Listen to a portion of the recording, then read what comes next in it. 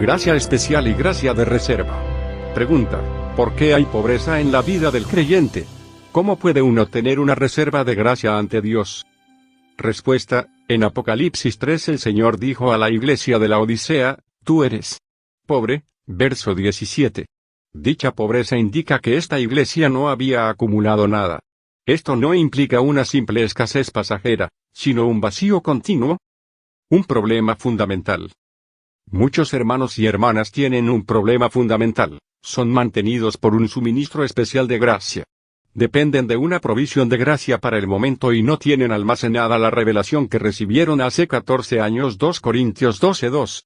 Hemos dicho que toda la obra que Dios realiza en nuestras vidas es una obra de gracia, así que debemos reconocer que si Él quitara de nosotros su gracia, nuestras vidas quedarían completamente vacías. Además, Dios desea que sus hijos acumulen un depósito de gracia, y no que dependan exclusivamente de la gracia que reciben esporádicamente para permanecer en su voluntad. Él no se complace en que nosotros sus hijos vivamos cada día con un suministro especial de gracia, pues desea que tengamos un depósito que rebose de gracia.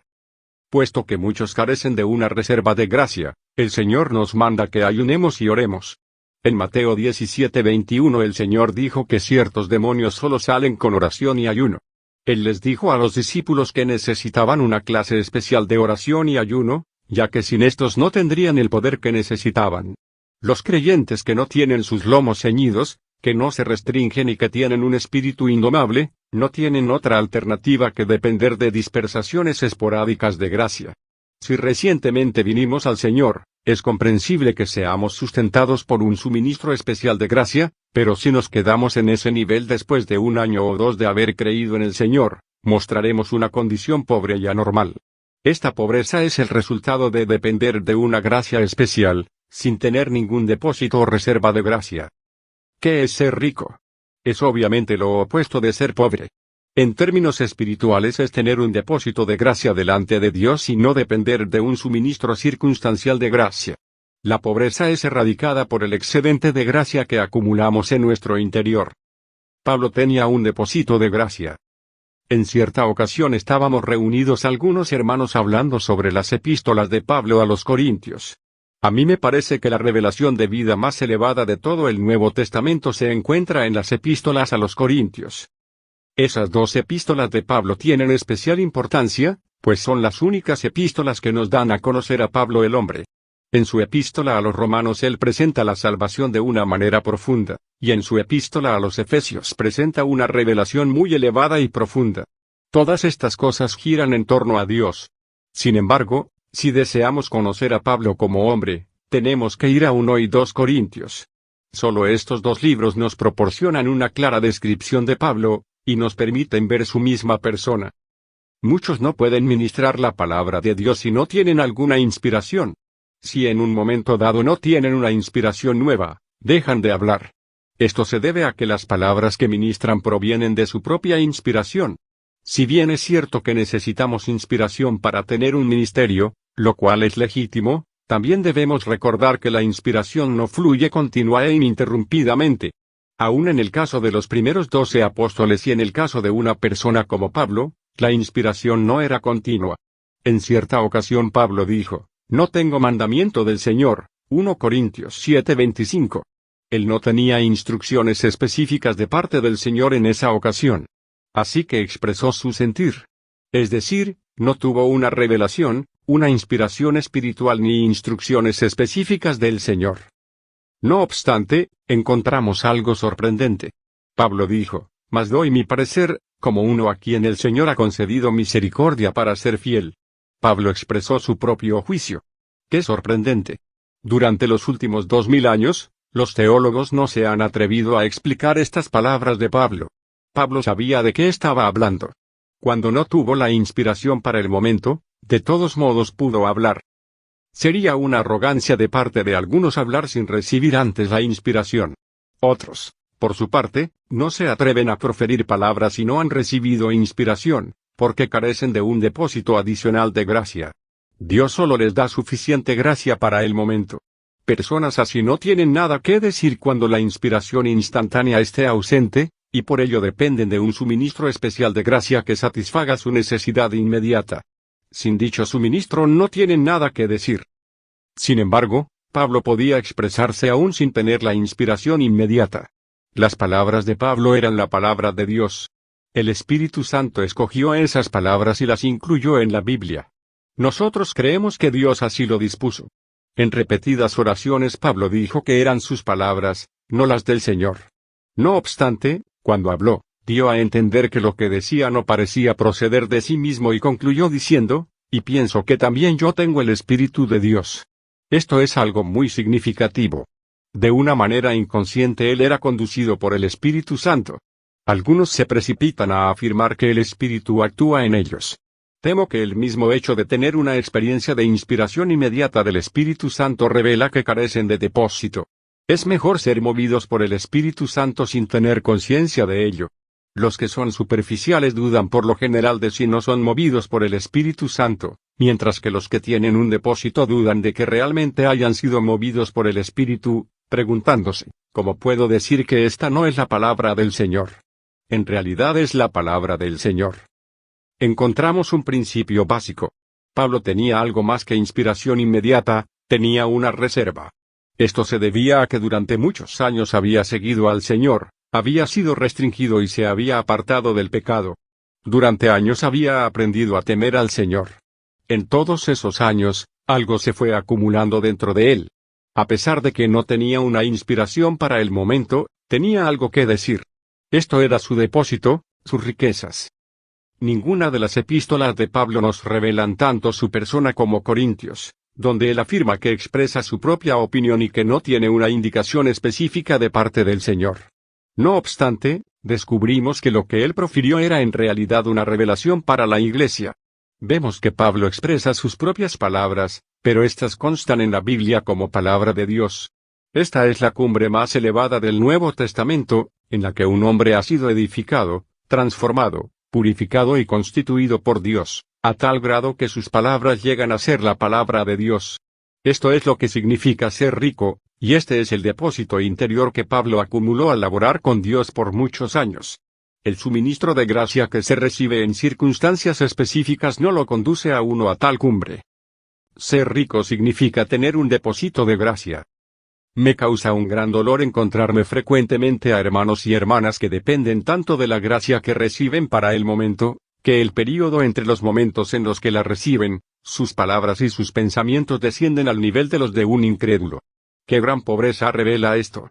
Cuando una persona así no recibe un suministro, queda vacía. Es cierto que todos quedaríamos totalmente destituidos si la gracia de Dios nos fuera quitada, pero también es cierto que algo de la gracia de Dios puede ser forjada en nuestro ser. La reserva de Dios en el hombre también es un hecho. Algunos viven el día consumiendo lo que reciben para solventar sus necesidades inmediatas, y no pueden soportar las pruebas. ¿Qué son las pruebas? Son aquellos momentos en que parece que Dios no cuidara de nosotros, ni nos escuchara, ni tuviera comunión con nosotros. La señora Guyon entendió muy bien lo que son las pruebas. Las pruebas espirituales son momentos en los que parece que Dios se hubiera cubierto el rostro y hubiera cerrado la boca, cuando parece que Él no responderá ni emitirá ningún sonido, cuando Él está callado, como si no existiese. Estos momentos de prueba inmediatamente separan a aquellos que acumulan una reserva de los que no tienen ninguna. Una persona pobre vive del gozo que la oración le traiga y sustenta su vida con la frescura que experimenta en la mesa del Señor. Cada vez que estos le faltan, fracasa el resto de la semana y al no poder continuar, tropieza. Muchos dependen toda la vida del suministro inmediato de gracia que reciben, y en consecuencia, no tienen reserva alguna. Algunas personas, como por ejemplo la señora Guyon, atravesaban pruebas que duraban meses. Durante las pruebas, el mundo entero puede verse tan confuso que parece como si Dios no existiera. En tales momentos se manifestará si la persona tiene un depósito interior de gracia. Pasará la prueba porque tiene algo interior capaz de pasarla, a lo cual llamamos riqueza. De esta riqueza habló el Señor a la iglesia de la Odisea, Apocalipsis 3:18. En conclusión, la pobreza equivale a carecer de reservas, y la riqueza consiste en tener una reserva espiritual acumulada. ¿Cómo acumular una reserva abundante? El tiempo es un factor esencial. ¿Cómo podemos acumular en nuestro interior una reserva de riquezas? Esta es una pregunta muy importante. Permítanme decirles a los hermanos jóvenes que independientemente de quiénes sean, ninguno de ustedes es realmente rico. Tal vez usted piense que ha llegado a ser rico. Pero acumular riquezas requiere tiempo. Aquellos que han pasado tiempo delante de Dios pueden tener algunas riquezas, y los que no, indudablemente son pobres. Es imposible que los jóvenes sean ricos, pues el tiempo es un factor esencial. Antes pensábamos que algunos jóvenes iban más adelante que algunos ancianos en asuntos espirituales básicos, pero recientemente, cuando tocamos algunos asuntos más profundos en Focho, descubrimos que muchos de nuestros mejores jóvenes no podían captar los asuntos más prácticos. Les pido a ustedes jóvenes que revisen cuánta riqueza espiritual han acumulado. Me temo que solo tienen la reserva mínima. No sean orgullosos, pues ser orgulloso no es otra cosa que necedad. Deben comprender que tienen un largo camino por delante, necesitan ser constituidos y establecidos por el Espíritu Santo en dicha senda día tras día. Este es un asunto de suma importancia. No pasen por alto esta observación. Las experiencias son un factor esencial.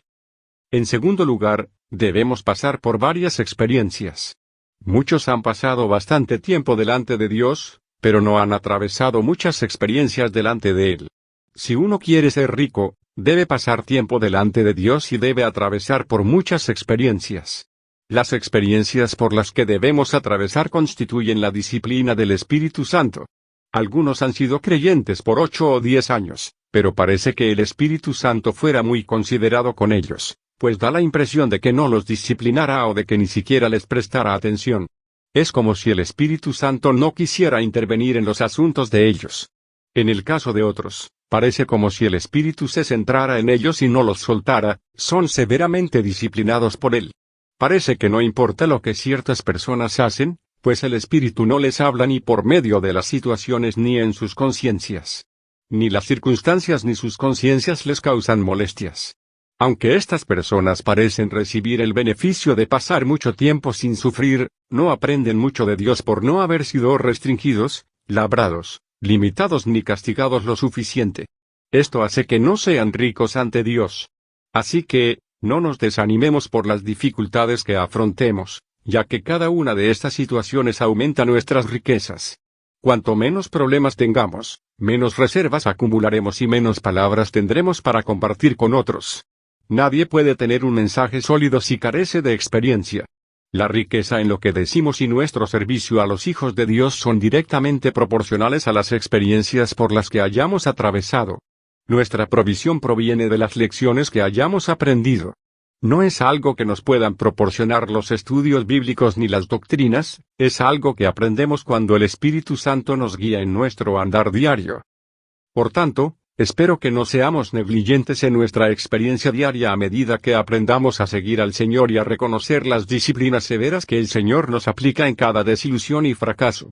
Inclinémonos delante de Él con gratitud y adorémosle, reconociendo que su propósito en todas estas cosas es enriquecernos. Un hermano pensaba que era muy fuerte en la fe, hasta que un día se enfermó. Solo entonces empezó a conocer el verdadero significado de la fe. Si nunca hemos sido pobres, no sabremos lo que es buscar con ahínco al Señor. Si nunca hemos estado enfermos, no conocemos la fe. Si nunca hemos tenido problemas, no conocemos la verdadera adoración. Si no tenemos experiencias ni hemos aprendido nada, somos pobres. Todos los que tratan de evadir las dificultades permanecen en la pobreza. Todos los que buscan circunstancias fáciles son pobres.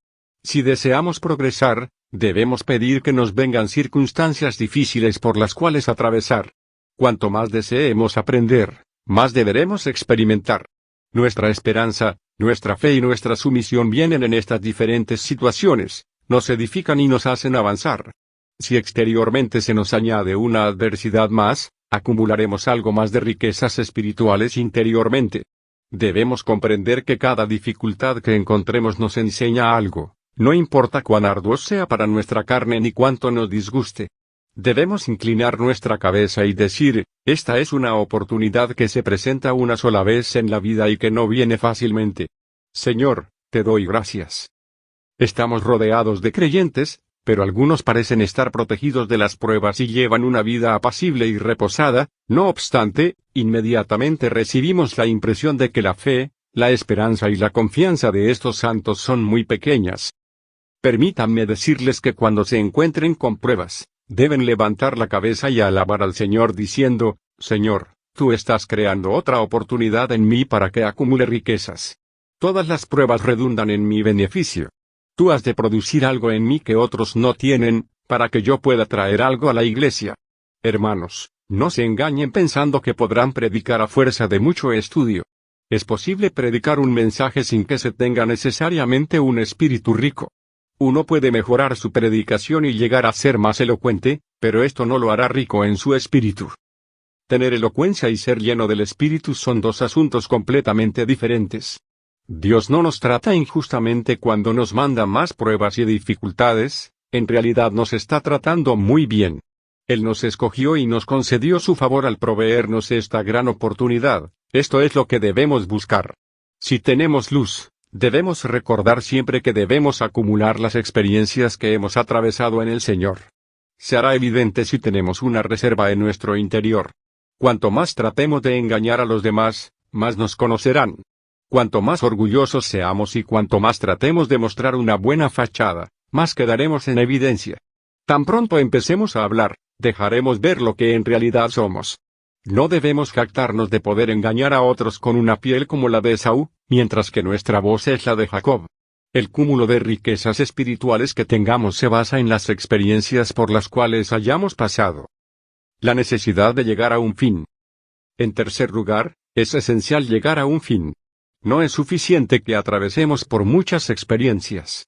Si hemos pasado el debido tiempo y hemos atravesado las experiencias necesarias, debemos preguntarnos si hemos visto algún resultado. Aún podemos hallar aquí un problema.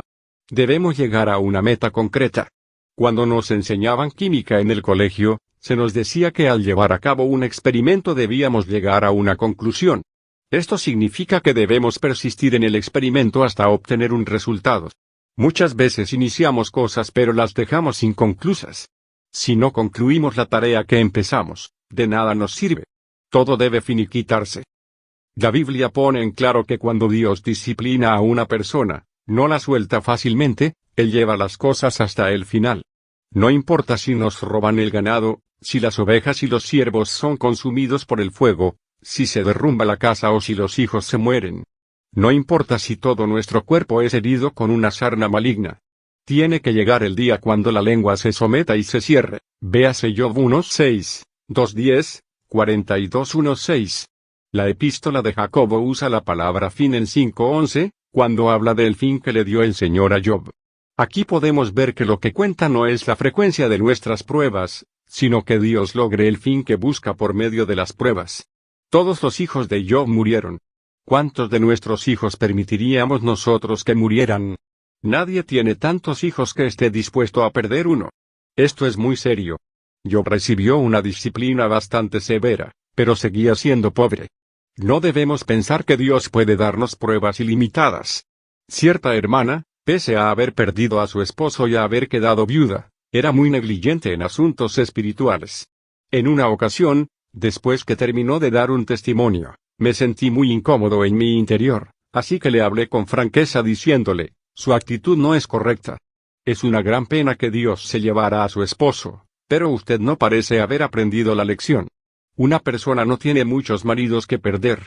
A muchos les gusta subir al monte Kuling a orar, pero no debemos creer que Kuling es un lugar agradable. Kuling es un lugar de juicio implacable. Las vacas y ovejas pueden ser robadas, las casas pueden derrumbarse, y los hijos pueden morir, pero aún así, es posible que el asunto no haya llegado a su fin. Su cuerpo entero puede ser cubierto de una sarna maligna sin que el asunto llegue a su finalización. Esto es lo que significa no haber llegado al final. Una persona debe atravesar muchas experiencias, pero solo hay un número limitado de situaciones por las cuales pueda atravesar. Si una persona no aprende las lecciones por las que atraviesa, no podrá alcanzar el fin que el Señor busca. Esto quiere decir que el Señor no podrá lograr su meta. Recuerden que si el Señor no obtiene algo, no acumularemos mucha reserva. Si este es su caso, simplemente está desperdiciando los días, los quebrantos, las pruebas y la disciplina. Todos debemos temer que tal cosa nos suceda. Muchos pasan por disciplina, pero se convierten en vasos quebradizos e inútiles, lo cual es similar a la casa del alfarero, que se menciona en Jeremías 18:4. El piso estaba cubierto de vasijas que se habían echado a perder. Aunque las vasijas pueden afirmar que pasaron por el fuego, yacen en pedazos desperdigados por el piso. Por lo tanto, nuestra esperanza no se limita a que pasemos suficiente tiempo delante del Señor y tengamos suficientes experiencias, pues también debemos ser vasos para gloria como resultado de lo anterior. Job no simplemente pasó por adversidades. Un día Dios vio que algo se había finalizado. Había algo nuevo en él, había cambiado. Esto es sumamente importante. Lo importante no es recibir más vida, sino forjar la vida divina en la vida humana. Frecuentemente se entiende mal cuando digo que el hombre viejo no puede cambiar. Dios ya lo crucificó y puso una vida nueva en nosotros. Si Dios retirara esta vida, el hombre viejo seguiría siendo el hombre viejo. Sin embargo, la Biblia también dice que el hombre puede cambiar y que la mente puede ser renovada y transformada, Romanos 12:2. Recuerden que la vida nueva no es lo único que nos hace diferentes, llegamos a ser diferentes de los demás por la obra que esta vida realiza en nosotros. Cuando vivimos con una persona por mucho tiempo, comenzamos a parecernos a ella. Si vivimos con Dios por un largo tiempo, sería raro que no tuviéramos ningún cambio. Puesto que el Espíritu Santo vive en nosotros, algo debemos de haber aprendido de Él que nos haga semejantes a Él. En esto consisten la renovación y la transformación. Por lo tanto, esperamos aprender nuestras lecciones y llegar a una finalización. Confiamos en que el tiempo que pasemos delante de Dios y las lecciones que hayamos aprendido delante de Él, tengan una finalización. El Señor puso su Espíritu en nosotros para que aprendiésemos las lecciones y para llevarnos a una clausura. Solo entonces, podrá usarnos para alimentar a otros. No podemos obtener esto leyendo las epístolas de Pablo, solo viene al conocer a Cristo, Efesios 4:20.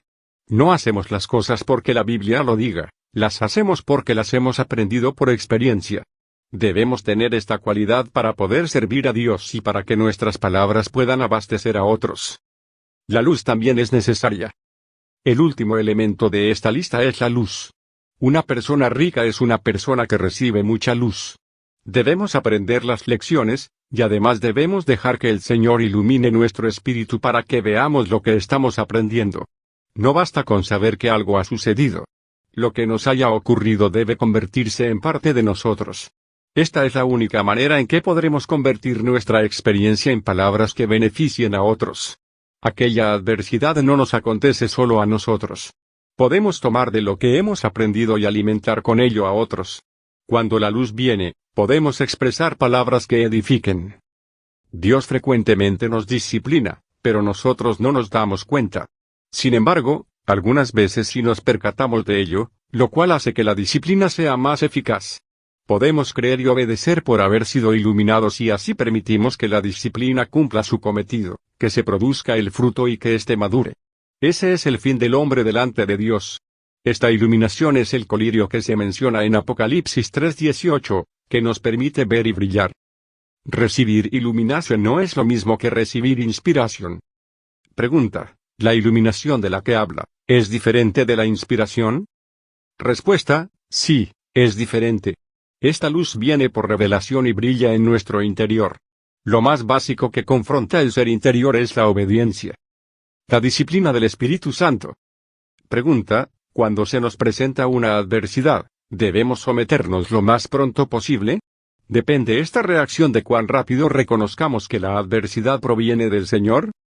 Respuesta: la respuesta a ambos interrogantes es sí, pero es importante que entendamos el significado de la disciplina del Espíritu Santo.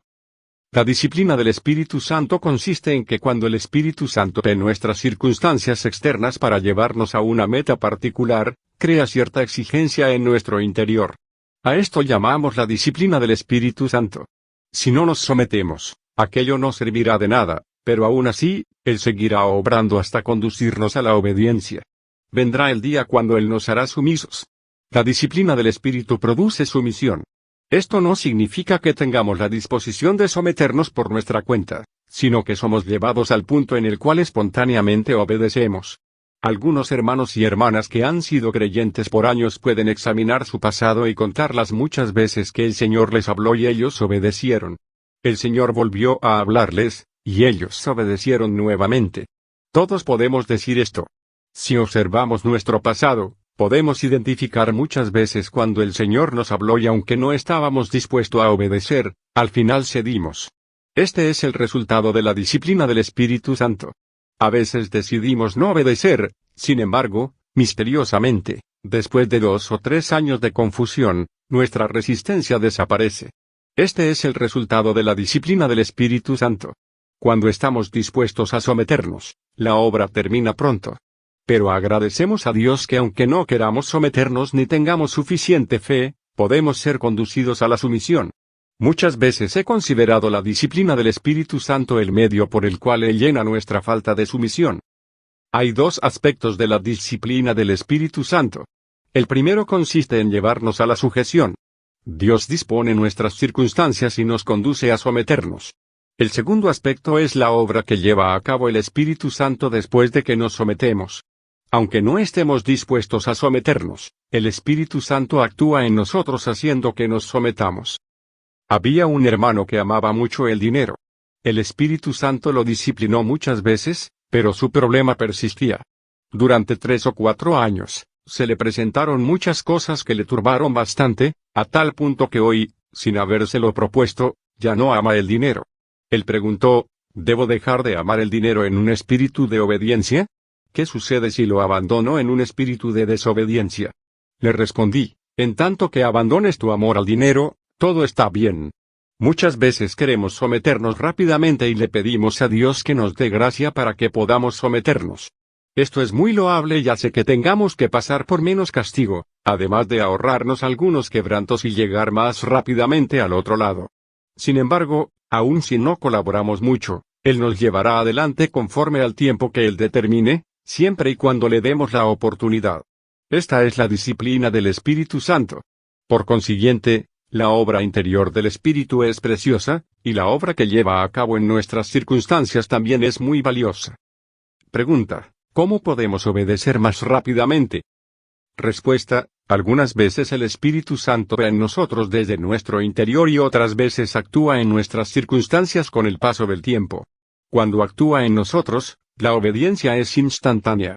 Pero Dios no solo trabaja por medio del Espíritu Santo en el hombre, Él también labora en este mediante la disciplina exterior que el Espíritu Santo aplica. Esto no es inmediato, es un proceso constante. Él continúa su labor hasta que estemos dispuestos y hayamos sido transformados, lo cual toma tiempo. Cuando le pedimos a Dios que nos haga sumisos, Él responde de 2 maneras, por su operación interior, que es instantánea, y por la obra exterior que Él dispone en nuestras circunstancias, lo cual requiere tiempo. Así llegamos a someternos, ya sea por medio de la iluminación o mediante la disciplina. Llegará el día cuando la Iglesia alcanzará la plena madurez de la que habla Efesios 4. Entonces no tendrá mancha ni arruga ni cosa semejante, según lo indica Efesios 5. Veamos 2 aspectos de la obra. Juan lloró cuando vio que nadie era digno de abrir el libro, Apocalipsis 5:4. No creo que seamos como Juan, pero los lectores de la Biblia se preocupan mucho por lo que leen en Efesios 4 y 5. Parece como si les fuera más fácil pensar que las estrellas caerán del cielo como caen los higos de una higuera y que grandes pedazos de granizo de un talento, como 30 kilogramos, caerán sobre la tierra, que pensar que la Iglesia llegará a la madurez, a la estatura de Cristo, sin mancha ni arruga ni ninguna cosa semejante. Les parece imposible que la Iglesia pueda ser santa y absolutamente inmaculada, y que pueda ser examinada exhaustivamente sin que se le halle ningún defecto. Sin embargo, vemos que el Espíritu Santo no solo actúa interiormente sino también exteriormente, con su disciplina a fin de hacernos irreprochables. ¿Cuán práctica es la disciplina del Espíritu Santo? Nosotros luchamos por eliminar muchas cosas, pero gran parte de ellas es erradicada sin que nos demos cuenta. Nuestro Señor ha dispuesto toda clase de circunstancias para nosotros, Él ha planeado nuestro futuro. Este es en realidad el Evangelio. Es maravilloso ver que los creyentes tienen a su disposición la disciplina del Espíritu Santo. Amén, hermanos.